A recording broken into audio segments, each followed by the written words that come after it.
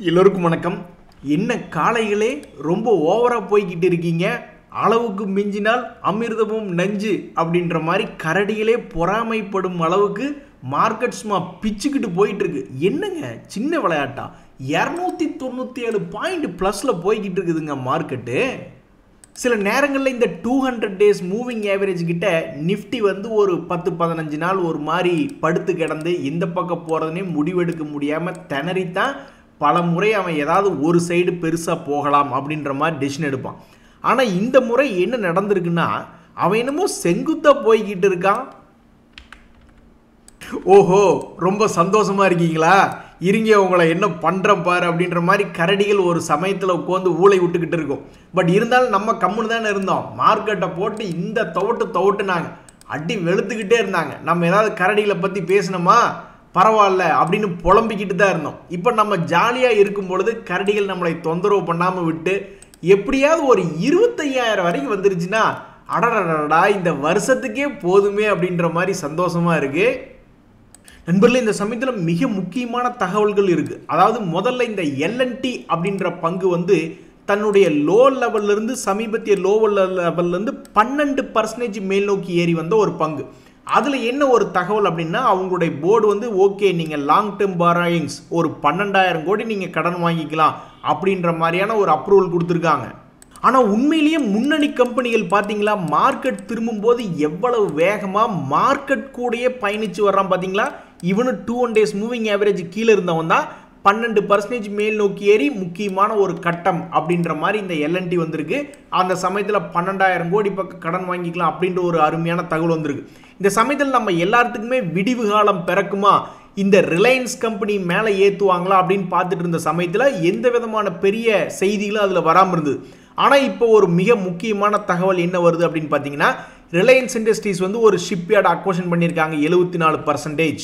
இந்த ரிலையன்ஸ் வந்து இந்த அக்வஷன் எவ்வளவு கோடிகளில் பண்ணியிருக்காங்க அப்படின்னு பார்த்தீங்கன்னா 382 கோடி அப்படின்ற மதிப்பில் பண்ணியிருக்காங்க. இப்போ எல்லாருமே என்ன எதிர்பார்த்துக்கிட்டு இருக்காங்கன்னா, இந்த ரிலையன்ஸ் இண்டஸ்ட்ரி ஒரு வருஷத்தினுடைய லோல் இருக்கான், இவனுடைய பழைய ஹை 1600 ரூபாய் ஏறி வந்து மார்க்கெட்டிங் கொஞ்சோண்டு மேல் நோக்கி ஏறி வருவானா அப்படின்ற மாதிரி பார்த்துக்கிட்டு இருக்கிற இந்த நேரத்தில் இந்த ரிலையன்ஸுக்கு இத்தனை நாளாக ஒரு தகவல் அப்படின்றது வராமல் இருந்தது. இப்போ ஒரு நல்ல ஒரு தகவலாக அக்வஷன் சம்பந்தப்பட்ட ஒரு தகவல் வந்திருக்கு. இந்த தகவல் கழித்து பார்க்கும்பொழுது தற்போதைய நிலைமையில் கிட்டத்தட்ட 2% ரிலையன்ஸ் என்பது ட்ரேட் ஆகி கொண்டிருக்கிறது. நண்பர்களே, இன்னைக்கு இன்னும் ஒரு மிக முக்கியமான தகவல் ஒன்று வந்திருக்கு. இந்த கோத்ரேஜ் ப்ராப்பர்ட்டிஸ் 10 ஏக்கர் லேண்ட் அப்படின்றது வாங்கியிருக்காங்க.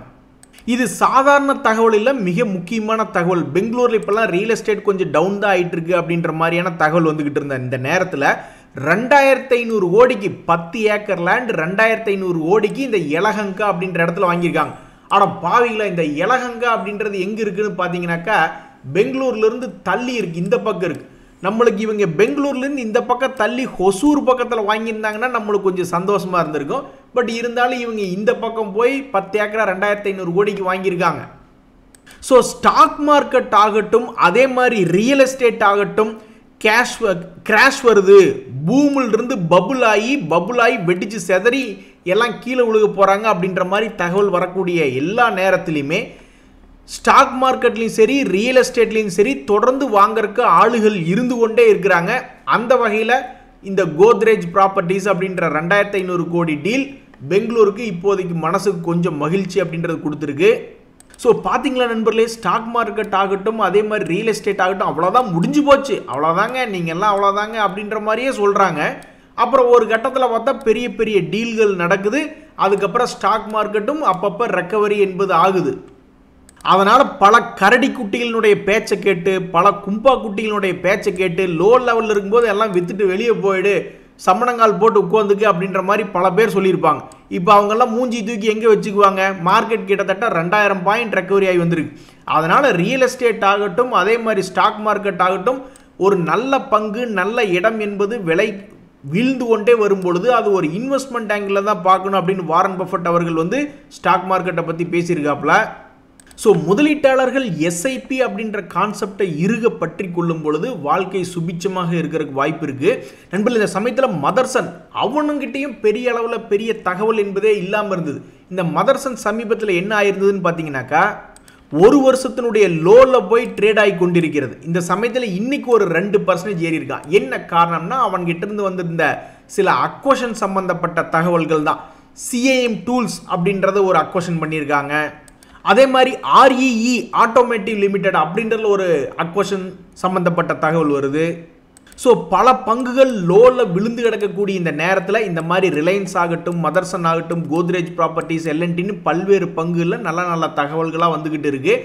மார்க்கெட்டும் பாசிட்டிவாக இருக்குது. ஆனால் இவனுக்கு எல்லாருமே லோ ரேட்லேருந்து 10 முதல் 20% மேலே ஏறி வந்துட்டானுங்க.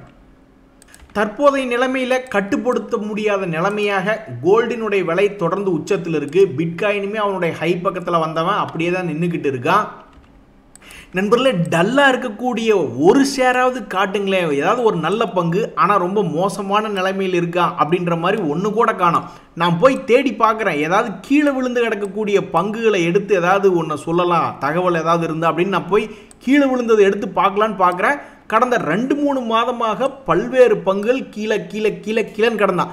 இப்போ போய் எடுத்து பார்த்தா ஒருத்தங்கூட கீழே இல்லை. எவனை பார்த்தாலும் 1 மந்த் ஹையில் இருக்கான், இல்லைன்னா 3 மந்த் ஹையில் இருக்கான், இல்லைன்னா 6 மந்த் ஹைன்னு எல்லாருமே உச்சாணி கொம்பிருக்கக்கூடிய பங்குகளாக தான் இருக்குது. ஸோ ஆயில் இண்டியா ஆகட்டும், ஓஎன்ஜிசி ஆகட்டும், பல்வேறு பங்குகள் தூக்கத்தை கெடுத்த பங்குகளாக இருந்தன.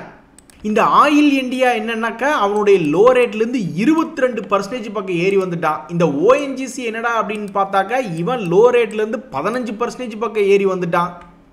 இதில் இந்த பிடிஎல்னு ஒரு ஷேர் அவன்லாம் கடந்த 6 மாதத்தினுடைய உச்சத்துக்கே வந்துட்டான். 6 மாதத்துக்கு முன்னாடி எந்த லெவலில் இருந்தானோ அந்த லெவலுக்கே திரும்பி வந்துட்டான்.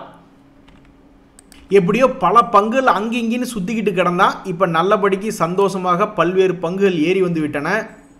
அந்த வகையில் பலே வெள்ளைய தேவா அப்படின்ற மாதிரி இந்த பாரத் ஃபோர்ஜ் அந்த பங்குமே தன்னுடைய லோ லெவலிருந்து கிட்டத்தட்ட 20% ஏறி வந்திருக்கா நண்பர்களே. இந்த சமயத்தில் மிக முக்கியமான தகவல், அதாவது சென்ட்ரல் கவர்மெண்ட் அதிகாரிகளுக்கு மட்டும், அந்த வேலை பார்க்குறவங்களுக்கு மட்டும் இந்த நியூ யூனிஃபைடு பென்ஷன் ஸ்கீம் அப்படின்றது அவைலபிளாக நான் ஒரு தகவல் ஒன்று படிச்சுக்கிட்டு இருந்தேன். கிட்டத்தட்ட ஏப்ரல் 1, 2025 இம்ப்ளிமெண்ட் ஆகுது. ஸோ இந்த இதில் சேர்றவங்களுக்கு மினிமம் குறைந்தபட்சம் 10,000 ரூபா ஒரு மாதத்துக்கு கேரண்டியாக பென்ஷன் கிடைக்கும் அப்படின்ற மாதிரியான ஒரு தகவல் படிச்சுட்டு இருந்தேன். அதில் 10% வந்து அந்த எம்ப்ளாயி அவங்க கான்ட்ரிபியூட் பண்ணுறாங்க. கவர்மெண்ட் வந்து 8.5% அவங்களுடைய பேசிக் சம்பளம்னு இருக்கு இல்லைங்களா, அதில் இருக்கக்கூடிய 8.5% இவங்க கான்ட்ரிபியூட் பண்ணுறாங்க. இது போன்ற தகவல் நம்மளுடைய பொருளாதாரத்தை மேல் நோக்கி உயர்த்தக்கூடிய ஏதாவது ஒரு வகையில் உதவி செஞ்சு ஸ்டாக் மார்க்கெட்டுக்கு ஹெல்ப் பண்ணுமா அப்படின்ற மாதிரி தான் நிறைய பேர் பார்த்துக்கிட்டு இருக்காங்க. நண்பர்கள், இன்னைக்கு சில நல்ல அருமையான தகவல்கள் வந்திருக்கு. ஒன்று, ஒடிஷாவில் வந்து 18 இடங்களில் கோல்டு ரிசர்வ்ஸ் கண்டுபிடிச்சிருக்கோம் அப்படின்ற மாதிரியான ஒரு தகவல் வருது. சமீபத்தில் கூட பாகிஸ்தானில், அதே மாதிரி சைனாலெலாம் புது தங்க சுரங்கங்கள் இருக்கக்கூடிய, தங்கம் இருக்கக்கூடிய இடங்களாக பார்த்து கண்டுபிடிச்சிட்டு இருந்தாங்க. அந்த வகையில் நம்மளுக்கு கொஞ்சம் மனசு கஷ்டமாக இருந்தது. இப்போ என்னடான்னா ஒரு 18 இடங்களுக்கு பக்கமாக ஒடிஷாவில் கோல்டு இருக்குது அப்படின்ற மாதிரி கண்டுபிடிச்சிருக்காங்க. நண்பர்களே, இன்னொரு மிக முக்கியமான தகவல், அதாவது இந்த பூனாவாலா ஃபின்கார்ப் அப்படின்றது கிட்டத்தட்ட 52 வீக் லோவில் சரிஞ்சு ட்ரேட் ஆகி கொண்டு இருக்கக்கூடிய பங்கு. இவங்க என்ன சொல்கிறாங்கன்னா, இந்த நாட்டில் இல்லாதபடிக்கு முதல் முறையாக நாங்கள் ஒரு ஆர்டிஃபிஷியல் இன்டெலிஜென்ஸ் பவர்டு ஒரு அண்டர் ரைட்டிங் சொல்யூஷன் ஒன்று கொடுக்குறோம். இதன் மூலியமாக கிரெடிட் எவால்யூவேஷன் ப்ராசஸ் ரொம்ப குயிக்காக பண்ணிடலாம். இப்போ உங்களுக்கு கடன் கொடுக்குறதா வேண்டாமான்னா உங்களுடைய சிபில் ஸ்கோர் பார்ப்பாங்க, உங்களுடைய இன்கம் டேக்ஸ் ஃபைல் பண்ண பேப்பர்ஸை வாங்கி பார்ப்பாங்க, அது மாதிரி பல தகவல்களை பார்ப்பாங்க இல்லையா. அந்த வேலைகளை இது ஈஸியாக ஆட்டோமேட் பண்ணிடும், கிரெடிட் எவால்யூவேஷன் ப்ராசஸ் ரொம்ப குயிக்காக பண்ணும் அப்படின்ற மாதிரியான ஒரு தகவல் வந்திருக்கு. அப்படி எங்கிட்ட இல்லாத அவங்ககிட்ட என்ன செல்லம் இருக்குது அப்படின்ற மாதிரி இந்த பஜாஜ் அலையன்ஸ், பஜாஜும் அலையன்ஸும் சேர்ந்துருந்தாங்க. சமீபத்தில் அலையன்ஸ் அப்படின்றத அவங்கள விட்டு வெளியே வந்திருந்தாங்க. இந்த சமயத்தில் வந்து என்ன ஒரு தகவல் அப்படின்னு பார்த்தீங்கன்னாக்கா, இந்த அலையன்ஸ் வந்து ஒரு preliminary agreement with Jio finance கூட போட்டிருக்காங்க, இன்சூரன்ஸ் ஜேவிக்காக அப்படின்ற மாதிரியான ஒரு தகவல் வருது. அதே மாதிரி இந்த குமார் மங்கலம் பிர்லா அப்படின்றவர் வந்து மிகப்பெரிய இன்வெஸ்ட்மெண்ட்ஸ் எல்லா தொழிலையும் போய் இறங்கணும் அப்படின்ற மாதிரி முடிவெடுத்து பயங்கரமாக அடித்து விளையாண்டுக்கிட்டு இருக்கார். அவருக்கு வந்து சமீபத்தில் என்ன ஒரு அவார்டு கிடைச்சிருக்குன்னா, business icon of the year அப்படின்ற அவார்டு கிடைச்சிருக்கு. நண்பர்களே, இந்தியன் ஹியூமை பைப் அப்படின்றது ஒரு கம்பெனி. அவனுக்கு ஆக்சுவலாக இன்றைக்கி ஒரு நல்ல தகவல் தான் வந்திருந்தது. கிட்டத்தட்ட அவங்க பெங்களூரில் வந்து அவங்களுடைய 10 ஏக்கர் லேண்டை விற்கிறாங்க, அது 559 கோடி அப்படின்ற மாதிரியான ஒரு நல்ல தகவல் தான். ஆனால் இதை தொடர்ந்து இவன் ஏதாவது பாசிட்டிவாக பயங்கரமாக போய்கிட்டு இருப்பானா அப்படின்ற மாதிரி நிறைய பேர் பார்த்துக்கிட்டு இருந்தாங்க. கடைசியில் பார்த்தா அவன் நெகட்டிவ்க்கு போயிட்டு மறுபடியும் பாசிட்டிவில் ட்ரேட் ஆகிட்டு இருக்கான். ஏன் இந்த பங்கெல்லாம் ஒருவேளை பெரிய அளவில் ஏறுன்னு நிறைய பேர் நினச்சி பார்த்துக்கிட்டு இருந்தாங்கன்னா, அவனுடைய ஒரு குவார்ட்டர்னுடைய மொத்த வருமானமே 14 கோடி தான். பட் இந்த சமயத்தில் அவங்க விற்கக்கூடிய பணம் அவங்களுடைய பேலன்ஸ் ஷீட்டில் ஏதாவது பெரிய அளவில் ஹிட் ஆகுமா 559 கோடி அப்படின்ற மாதிரி நிறைய பார்த்துக்கிட்டு இருந்த நேரத்தில் இவன் கும்பாக்குட்டி ரொம்ப சாதாரணமாக மிகவும் குறைவாக வெறும் 1.5% ஏறி இருக்கான். ஆஹா, ஒரு 10 நாள் இந்த மாதிரி சேர்ந்தாப்புல ஸ்டாக் மார்க்கெட்டில் வந்தால் போதும் லைஃப் செட்டில் அப்படின்ற மாதிரி நண்பர்களே, சர்வ சாதாரணமாக இன்றைக்கி பாருங்கள் 10% ஏறி இருக்கான். ஃபினோலெக்ஸ் கேபிள்ஸ்னு ஒருத்தன், ஃபினோலெக்ஸ் இண்டஸ்ட்ரீஸ் அவன் ஒரு 10%, ஜேபிஎம்ஏன்னு ஒரு 13%. இவனுக்கெல்லாம் வந்து ஒரு 5 நாள் 10 நாள் சேர்ந்தாப்புல இருந்தால் போதும் எப்படி ஒரு அளவில் சம்பாதிக்கிறாங்க பாருங்கள். ஸோ ஸ்டாக் மார்க்கெட்டில் ஒரு கருத்து சொல்லுவாங்க, ஸ்டாக் மார்க்கெட் என்பது யாரிடம் பொறுமை இல்லாமல் யாரெல்லாம் எஸ்ஐபி முறையில் தொடர்ந்து இன்வெஸ்ட்மெண்ட் பண்ணாமல் இருக்காங்களோ அவங்ககிட்ட இருக்கக்கூடிய பணத்தை எடுத்து யார் பொறுமையாக இருக்காங்களோ அவங்களுக்கு கொடுக்கக்கூடிய ஒரு இடம் தான் ஸ்டாக் மார்க்கெட் அப்படிம்பாங்க. அது கடந்த 3 மாதம் முதல் 5 மாதத்தில் நிரூபணமாயிருக்கு. நண்பர்களே, இன்னொரு மிக முக்கியமான தகவல் ஒன்று இருக்குது. அதாவது என்சிசி அப்படின்ற கம்பெனி அவங்க சொல்கிறாங்க, இந்த மாதிரி எங்களுடைய ஒரு மேஜர் ஆர்டர் ஒன்று கிடச்சிருக்கு, 1480 கோடி மதிப்பிலான ஒரு மேஜர் ஆர்டர் அப்படின்றாங்க. மேஜர் ஆர்டர்னா எது அப்படின்னு பார்த்தீங்கன்னாக்கா, தற்போதைய விலையில் இந்த பங்கு என்பது லோ லெவலில் ட்ரேட் ஆகி கொண்டு இருக்கான், ஒரு வருஷத்தினுடைய லோ லெவலில் ட்ரேட் ஆகி கொண்டு இருக்கான்.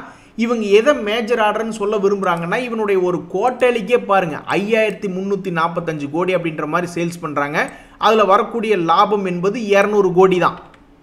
ஸோ அப்போ ஒரு குவார்ட்டர் பர்ஸ்பெக்டிவில் பார்க்கும்போது இது ஒரு மிகப்பெரிய மேஜர் ஆர்டர் தானே 1480 கோடி என்பது. ஸோ இதுதான் இந்த என்சிசி அப்படின்ற கம்பெனியில் வந்த மிக முக்கிய தகவல். சரிங்க நண்பர்களே, இன்றைய நிலையில் யார் மாஸ்டர் பிளாஸ்டர் பெரிய அளவில் இறங்கி பெரிய அளவில் ஏறின பங்குகள் இன்றைக்கி என்ன அப்படின்னு பார்த்தோம்னா, இந்த ஐஆர்இடிஏ அப்படின்ற பங்கு மிகப்பெரிய அளவில் இறங்கி இன்றைக்கி ஓரளவு கன்சிடரபிளாக ஒரு 7% அப்படின்ற மாதிரியான ஒரு ஏரிய பங்காக இதில் ஒரு தகவல் இருக்குது. அதே மாதிரி ஜேபிஎம்ஏ அப்படின்ற ஒரு பங்கு அவனும் மிகப்பெரிய அளவில் இறங்கி இன்றைக்கி ஒரு 10% பக்கம் ஏறி அவனும் ஒரு மிகப்பெரிய ஒரு தகவலாக இன்றைய நிலையில் இருக்குது. சரிங்க நண்பர்களே, இன்றைய தகவல் அனைத்து உங்களுக்கு உதவியாக இருந்தால் எனக்கு மகிழ்ச்சி தான். ரொம்ப நன்றி, வணக்கம்.